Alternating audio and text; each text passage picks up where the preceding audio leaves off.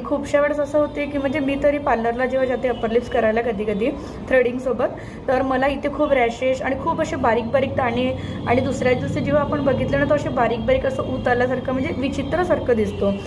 आणि प्लस त्याच्यामध्ये आपल्याला त्रास जो होतो तो खूप वेगळा होतो. अपर लिप्स जेव्हा आपण करायला जातो ना त्याचा त्रास खरंच खूप जास्ती असतो.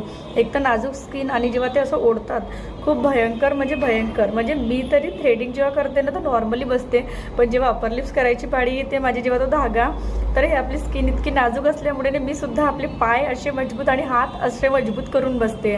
तर याच्यासुद्धा एक उपाय आहे. घरच्या घरीसुद्धा आपण इतक्या सुंदर पद्धतीनं आणि इतक्या क्लीन पद्धतीनं अपर लिप्स करू शकतो आणि खूप सोप्या पद्धतीनं, आणि खूप जास्ती आपल्याला खर्च येणार नाही आहे.